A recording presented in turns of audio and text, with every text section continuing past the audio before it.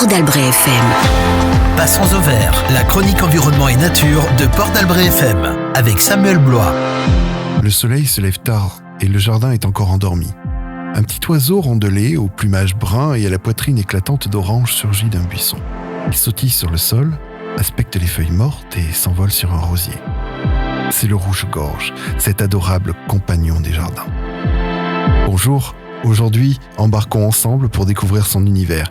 Comment l'attirer dans notre jardin, le reconnaître et même lui offrir un nid douillet. Le rouge-gorge est facilement identifiable, grâce à sa gorge et sa poitrine d'un orange vif qui s'étendent jusqu'à son front. Ce contraste lumineux tranche avec son dos brun olive et son ventre gris pâle, avec ses grands yeux noirs et sa silhouette rondelette. Il est de la taille d'un moineau, mais se distingue par son attitude vive et alerte. En hiver, il est particulièrement visible dans nos jardins, où il se montre peu farouche, souvent perché sur une branche basse ou sautillant au sol à la recherche de nourriture.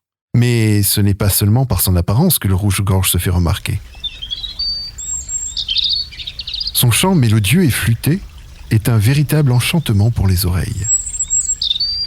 Il émet une suite de notes roulées et sifflées, qui semblent couler naturellement comme un doux murmure de la nature. Et si vous entendez un tic-tic-tic métallique répété rapidement, c'est qu'il exprime une forme d'inquiétude ou de vigilance. Alors l'attirer dans votre jardin est plus simple qu'il n'y paraît. En hiver, lorsque les insectes se font rares, le rouge-gorge apprécie les graines riches en énergie, comme celle du tournesol, ou les mélanges spécialement conçus pour les oiseaux. Vous pouvez aussi lui préparer des boules de graisse maison en y incorporant des graines et des miettes de pain. Placez cette nourriture sur une mangeoire ou directement au sol, car il préfère picorer à terre. Il aime les jardins naturels et diversifiés. Plantez des haies champêtres, avec des arbustes comme l'aubépine ou le prunelier, qui offrent un abri et la nourriture. Laissez aussi quelques zones sauvages, avec des feuilles mortes, où il pourra trouver des insectes et des vers.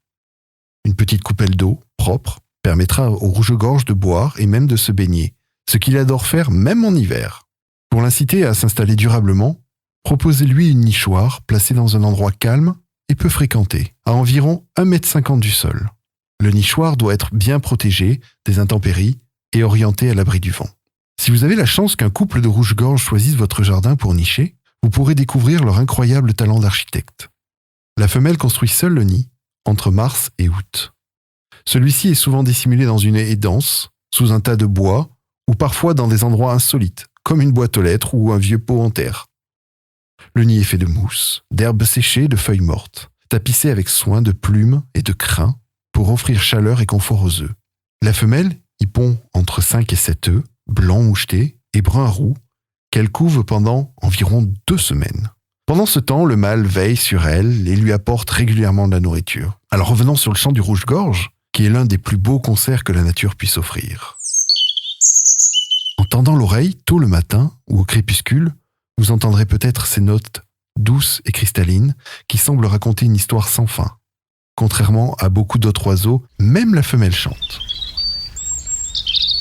Elle utilise son chant pour défendre son territoire, avec autant d'énergie que le mâle. Écoutez le chant du rouge-gorge. Fermez les yeux et essayez d'imaginer cet oiseau perché sur une branche basse ou caché dans un buisson en train de chanter pour vous. L'accueillir dans votre jardin, c'est pas seulement une joie pour les yeux et les oreilles. C'est aussi une belle manière de contribuer à la préservation de notre biodiversité locale. Ces petits oiseaux nous rappellent combien la nature est précieuse et combien il est important d'en prendre soin. Alors ouvrez grand vos cœurs et vos jardins à ces compagnons ailés. Qui sait, peut-être qu'un matin prochain, vous serez réveillé par le doux chant flûté d'un rouge-gorge venu vous remercier. Port d'Albret FM. Passons au vert avec Samuel Blois.